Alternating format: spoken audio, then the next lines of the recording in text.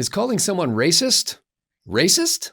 I'm Scott Ott with Zoe Rachel sitting in for Bill Whittle and Stephen Green, and this episode of Right Angle is brought to you by the members at BillWhittle.com. I did not just stutter, gentlemen, but this question arose after Scott Adams, the guy who draws Dilbert. I knew it. I knew it. We should have taken a bet, man. We should have taken a bet. Oh, are you kidding? I bet myself $100. And now I have to pay and collect that money from myself.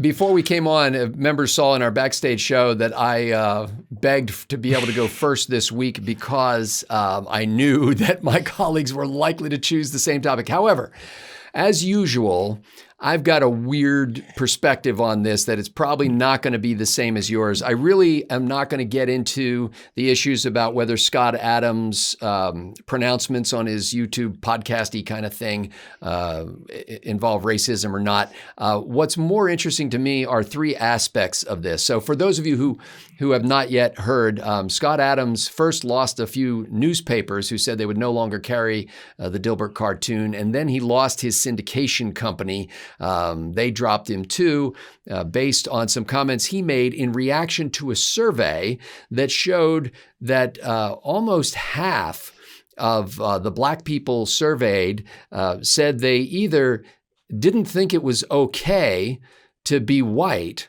or they didn't know. So that split almost down the middle too. So it was like 24 or 21% of each. Basically, they're saying the question that the surveying agency asked was, is it okay to be white? And some people, about a quarter of the black people said no. And then another, 20, 21%, something like that said they weren't sure. And then 53% said, yeah, it's okay. It's okay to be white. Where was I on this poll? I didn't get to take this poll.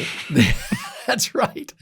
So I have a couple of issues, and number one is, who does a poll like this? Like, is it? Yeah. And apparently it's related to some sort of meme. But I'm like, what do you mean? Is it okay to be white? This is not something that I can opt into or out of. So why is this even a question? And I'm sure there's somebody listening right now who said, yes, and my lifestyle is also not a choice. It is something that is in the core of who I am. But anyway, Zoe, I'll go to you first since you groaned first when I mentioned the topic. So a couple of things here. Number one, Scott Adams has been so well known since about 1989, I think it was, or something like that, when Dilbert started. He has such a huge following. Being dropped by a syndicator, he said, that's about 80% of his income right there. But if he were so motivated, Zoe, we've got YouTube and self-published books and websites and, and all kinds of other ways to get your message out there, subscription-based sites like BillWhittle.com.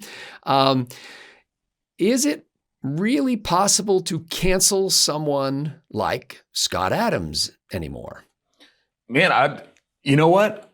I don't know if I don't even know if I can relate. I mean, being canceled before I even got started, I don't know if I can relate to that because it's like before I could even get going, I got canceled. With him, with the notoriety that he's got, to be able to start again, he might be able to. And I guess that's probably an easier question for me to answer than answering, what am I even doing here? According to the authority of Dilbert and the authority of Scott Adams, we ain't supposed to be hanging out. He said, white people, man, you need to back away from black folks and don't have anything to do with them. Stay the heck away. Stay the heck away. So either you guys didn't get the memo or you're really knuckleheaded and Bill didn't get the memo and has me filling in here. So, or, like I said, somebody didn't get the memo. But to cancel, let me answer it like this.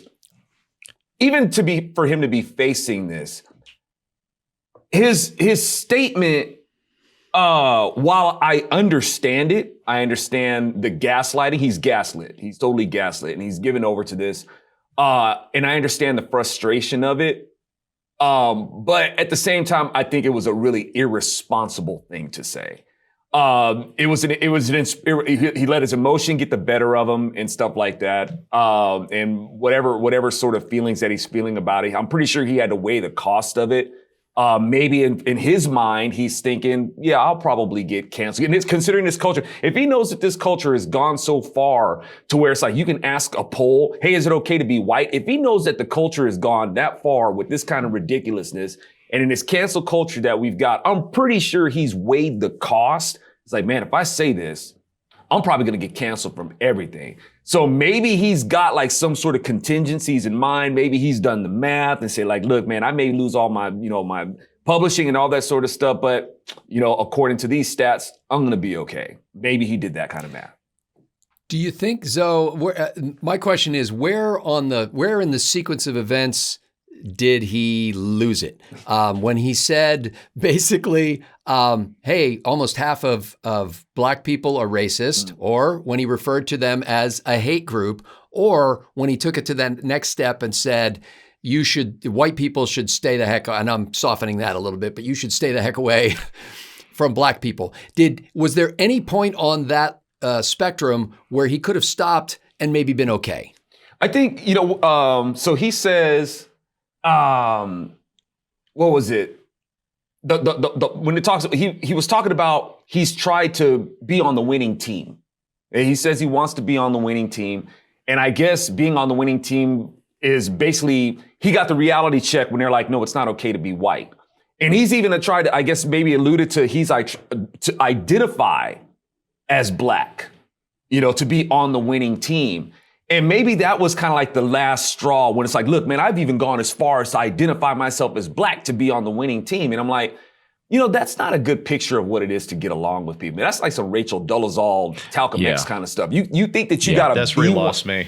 Right. Now, was that him? Was that he himself, or was that one of his characters? I understand he drew a black character, and that black character identified as black. Maybe he identified with the character altogether. It's part of his personality. But it's like saying, to really get along, man, it's like, look, like I tell Bill, it's like, look, man, I don't think of you as my white friend. Scott's not my white friend. Steve's my white. We just friends, man. It's like I don't get into anything. And what makes it beautiful is that despite our differences, you're still friends. I don't feel like, hey, I've got to go and join the white group in order to be to be accepted by them or anything like that. That's an insult to all of us. Any more than you guys would. Well, I guess I got to be black in order to get along with Zoe. No, the beauty of it is that despite the different nations we represent, we friends. That's how it's supposed to be. So he already made the mistake there by thinking he had to be something that he's not. And maybe that disappointment caught up with him. And he's just like, you guys still think that it's not okay to be white? And it shouldn't bother him because I thought you identified as black anyway, Dilbert. So why are you insulted because somebody said it's not okay for you to be white? Where these people are going with it is just ridiculous, man. It's hard to keep up. Sorry. Zoe, I just want to thank you because don't go changing just to please me. You never have to work that hard. Yeah, I got Billy Joel in my head now, man. Thank you. That's right. So, Stephen Green, the argument could be made that, in fact, we have made this argument, and other people on the so-called right have made this argument that if you're an entertainer, you should entertain. And, it's the Laura Ingraham book, Shut Up and Sing. It's the, hey, you're a football quarterback. You don't need to be taking a knee during the national anthem and to make some sort of political statement during an NFL game. So we've made this case. Do you think Scott Adams, if he wished to hang on to his Dilbert empire, should have realized that he has if not a higher calling, a larger obligation there to keep what he does as entertainment distinct from any political views that he might have? We've talked before about how Johnny Carson could make political jokes, but you had a hard time sussing out exactly what his politics were because he really realized that he was in the business of making people laugh, not raising their ire. Is there any way that Scott Adams, with his strong political beliefs, and this isn't the only thing that he's ever said, but is there any way that he could have compartmentalized those or just made the decision to say, no, I'm a funny guy. I'm making funny cartoons? I think part of this was inevitable because if you follow him on Twitter and watch his Coffee with Scott Adams podcast, which I don't watch religiously or anything. I make podcasts. I don't have time to watch them. Yeah. But I'll see excerpts every now and then, clips, and he kind of has these two personas. One is just the Dilbert comic strip, which is still funny. I only spent 2 years in the corporate world with a desk job, and it's so burned into my memory, all of the awfulness of it, that Dilbert still cracks me up, even though I haven't done this in almost 30 years. It's just a great comic strip. But in his other persona, he is this sort of unwoke-based public intellectual, if I can use a fancy phrase there, because he is a bit full of himself. That's I don't know if that's how he is, if that's part of his shtick, whatever it is. But we were talking about John Adams earlier and how his being full of himself kept him from being remembered as one of the greatest of the founding fathers. And I'm not elevating Adams to that level, but I think it's a similar personality trait to John Adams. You're not elevating Scott Adams to that level. Right. My bad. There's just so many Adams. Also, I'm heavily medicated on Mucinex right now. Total brain There's a whole family of Adams, my understanding is. Bunches of them. Anyway, Adams was, if you follow the Twitter brouhaha that followed on Adams' timeline on Monday and Tuesday morning, which I did. I wrote about this for PJ Media today, Tuesday, for Insanity Rep. He found himself explaining, and as Reagan said, if you're explaining, you're losing. And what he had tried to do in this video was to use hyperbole to bash various things. The problem is, if it was supposed to be dry comedy, it wasn't arch enough to be funny. There was no humor there. And if he was trying to lampoon things, it wasn't clear what his target was. It was unfocused. Was he bashing the notion that black people can't be racist? Was he bashing white flight? Was he bashing the various groups on college campuses that are segregating themselves? And I'm not talking about white groups. I'm talking about areas that are blacks only, Latino only, trans only, whatever on college campuses. It wasn't clear what his target was. So as satire, it wasn't good either. And for a guy who is sharp and satirical, this was just a really meh. What are you trying to do here, Scott? I didn't get it. On the other hand, there still might have been a method to his madness. He'll be taking, he revealed this on Twitter on Monday, he'll be taking Dilbert private. Oh, and by the way, before I finish with that, it's not just Dilbert that got canceled. His book that he's writing, lost the publisher. His publisher won't be reprinting any of his back catalog any longer, and I believe he lost his book agent as well. So all the merchandising, all that stuff is vaporized overnight. So he's taken a huge hit here. That said, there still might be a method. He's taking Dilbert private. Dilbert is going to be subscriber only on, I think, a locals page. So instead of having to share his revenue with publishers and newspapers that really don't like his views, he's going to be keeping it all for himself, whatever is left. So maybe that was the point all along. I don't know. But my point is, having watched the video, this is the first time I've ever watched one of his whole segments, having watched the video, having read the transcripts, having gone onto Twitter to see him do back and forth with people there, I still don't know what the hell he was trying to say. Well, yeah, and I think that's the greatest crime if you're a humorist, a satirist, a communicator of some sort that tries to employ some other art in the communication, when you fail to connect. And so, he basically caused himself a great deal of grief for something that didn't succeed in conveying whatever message he was trying to get across. My tendency is to give most people the benefit of the doubt and to think, he's probably not a raving racist. He was trying to make some sort of a point that basically said, hey, if you've got a bunch of people out there who white people are accused of being racist toward, and they're saying essentially, well, it's not okay to be white, there's a problem there too, but that doesn't come across. As I pointed out early on in the program, I think that any polling organization who puts out a poll and asks black people, is it okay to be white, is just baiting people. Yes. Yeah. They're just looking for trouble. They're trying to stir up something. And it's a nonsense question. What do you mean, is it okay? If they turned that question around and asked 1,000 white people, hey, is it okay to be black? They'd be out of business. That polling organization would be canceled and their distribution would be cut off and the media wouldn't be willing to have them on the air because it's not a question that can be answered or that people should answer. So it's just it's a silly kerfuffle, as James Toronto used to call it at the Wall Street Journal. But it's got serious consequences for a guy who's now, I don't know if you can appreciate this. Sure, I'm sure he's wealthy because he's produced this body of work that's generated this income. But when you're an artist like that, it's like an annuity. So you're the publishing and the republishing and the books and the comics and the syndication and all that are the way you provide for your future. And if suddenly you can't have that anymore, the annuity stops growing and starts shrinking immediately. So he's put himself in financial jeopardy, or you might argue that others have put him in financial jeopardy. I think he's got an opportunity not only to recover a lot of his lost income because of the way that media has changed and your ability to self-publish and your ability to connect directly with people, but he also has an opportunity to clarify, not explain. I'm not saying he goes back and recovers that ground, but to put out messages that clarify what in the world he was actually talking about. And for those of you who don't think that he could, recover that kind of income, you're kind of trapped in the old newspaper world.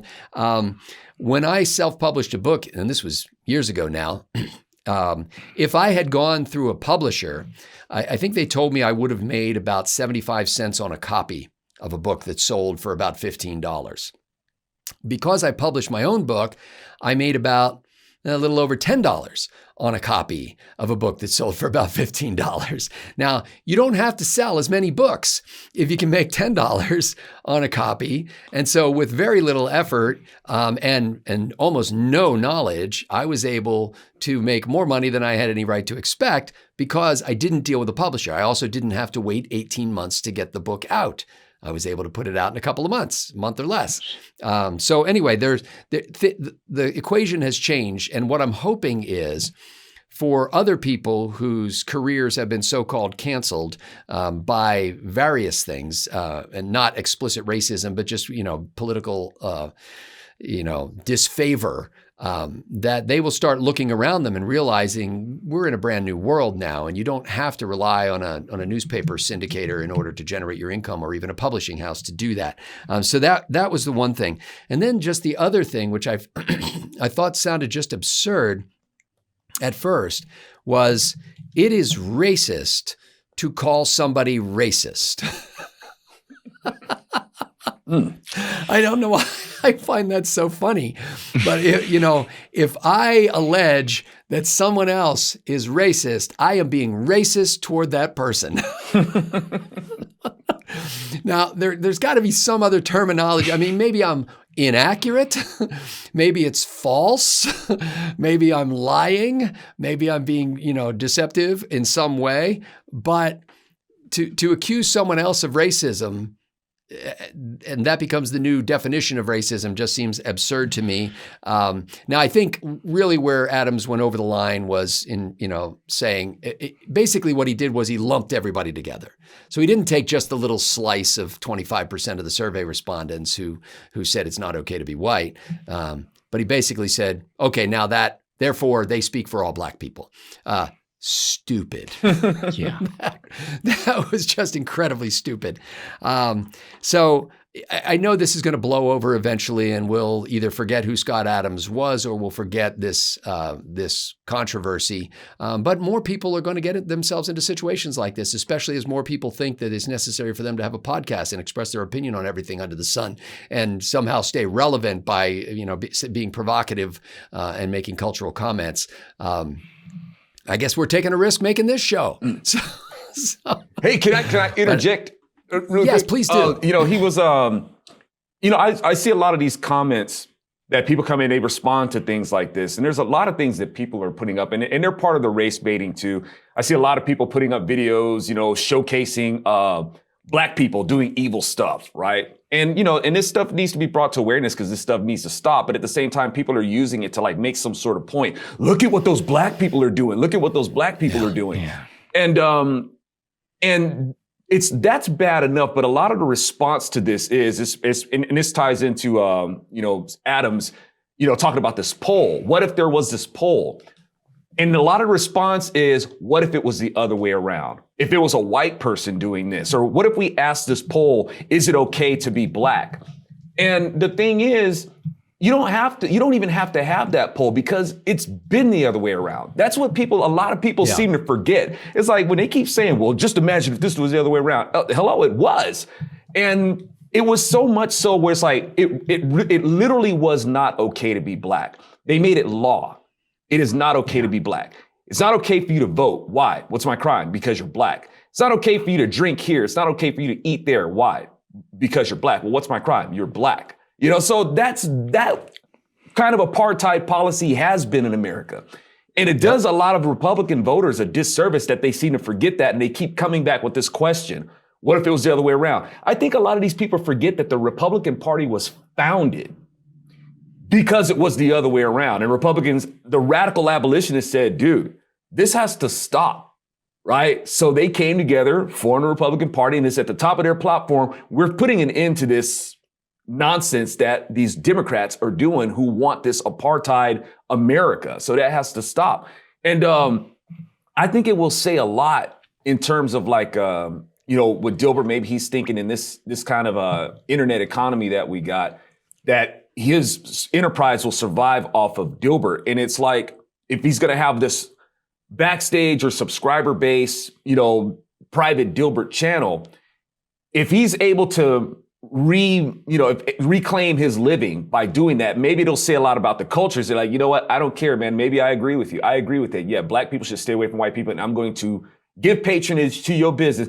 I'm not making any judgment if people don't, whether they do or don't. That's your business, right? But will it say a lot though, that if people say like, yeah, man, we'll still support you, Scott, we're still going to support you. And, I agree, man, we need to stay away from Black people. Yeah, I don't think there's anything good that comes out of this all around. And I want to clarify, I was talking specifically about the polling organization asking the question, not that, Rasmussen, I think, did this. I got you. Yeah. Was it Rasmussen? Yeah, and there are only 130 respondents. It's a BS poll.